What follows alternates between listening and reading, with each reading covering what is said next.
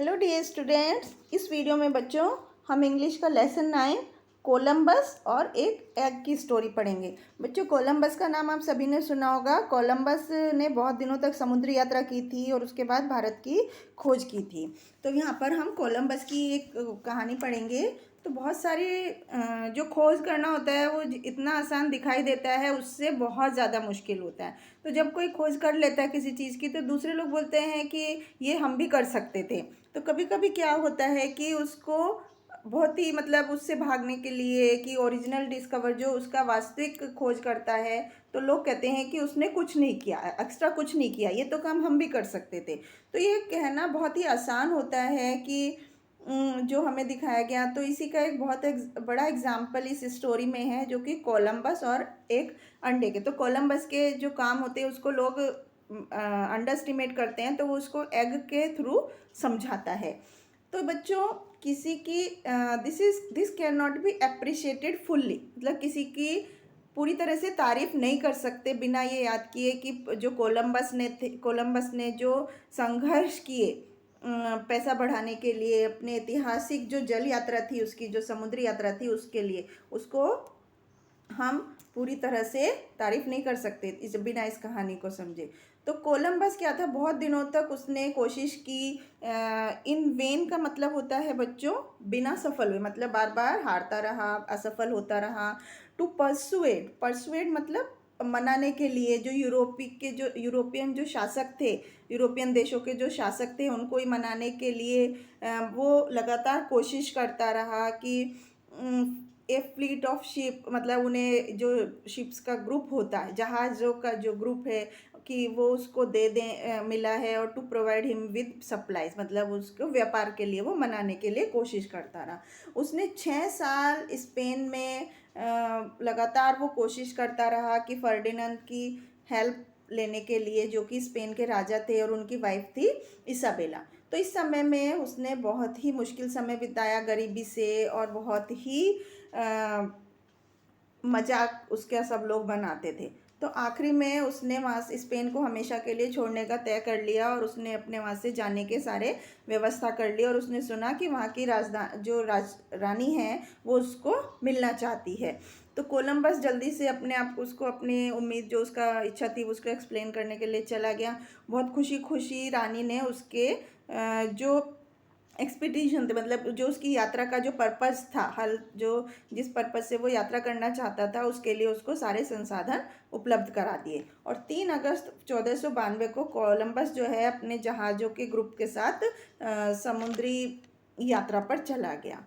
तो वेस्ट की तरफ वो अपने जल यात्रा पर चला गया। तो उसकी ये जो समुद्री यात्रा थी, ये बहुत ही बड़ी महान एक सफलता हुई। वापसी में क्या हुआ, कोलंबस को बहुत सारा स्वागत हुआ उसका, और जहाँ कहीं भी वो जाता था वो एक हीरो की तरह उसका स्वागत किया जाता था। उसे बार्सिलोना के राजा ने बुलाया, राजा और रानी ने बुलाया, जो कि अपने अपने सिंहासनों पर बैठे हुए थे, जो कि उसके सेरेमनी को, मतलब जहाँ से सारे जो कार्यक्रम वहाँ पर हो रहे हैं उनको देखा जा सकता था। तो सारे राजकुमार, जितने भी सिपाही थे और क्लर्गी, जो भी जो पुजारी से, जो चर्च में पुजारी के नीचे वाला व्यक्ति होते, मतलब सब लोग चर्च के जो पुजारी थे वो सब वहाँ पर उपस्थित थे।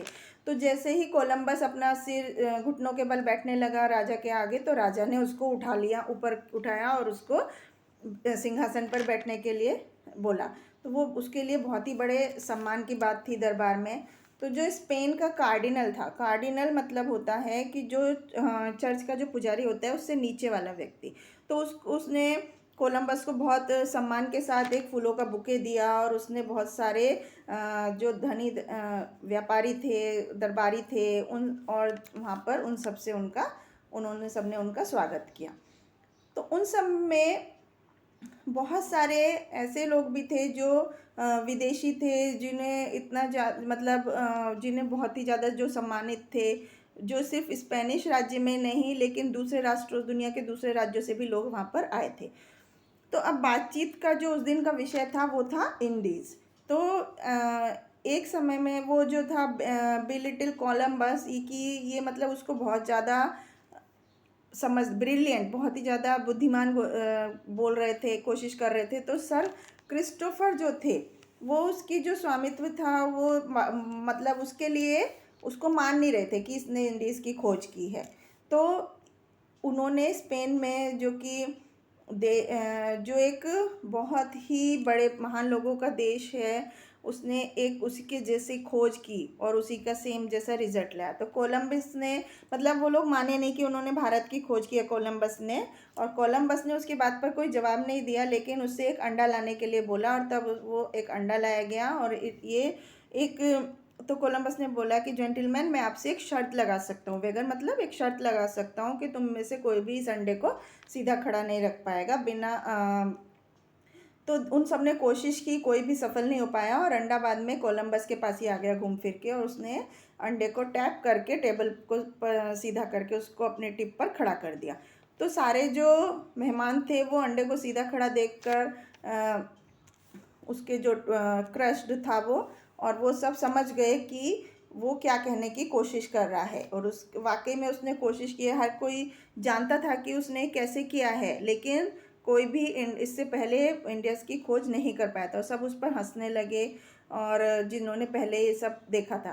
तो ये स्टोरी कोलंबस और अंडे के बारे में है, जिसने बहुत सारे वैज्ञानिक कागजों में इस बात की गवाही दी है कि जो वैज्ञानिक जो खोज है वो हमेशा इतनी आसान नहीं होती जितनी कि दिखाई देती है। देखने में लगता है कि कोई भी कर सकता था इसको, लेकिन वो इतनी आसान नहीं होती है। तो बच्चों, आपने देखा कि इस स्टोरी से हमें ये शिक्षा मिली कि हमें किसी के एफर्ट्स को, किसी के संघर्ष को इतनी आसानी से उसको अंडर एस्टिमेट नहीं करना चाहिए। तो आई होप आपको समझ में आया होगा कि कोलंबस ने भारत की खोज की थी तो उसका श्रेय उसी को जाना चाहिए था, जो कि यहाँ पर किसी ने नहीं किया था। तो उसने एक अंडे के एग्जाम्पल से उसको ये प्रूव किया। आई होप आपको समझ आया होगा। Thank you.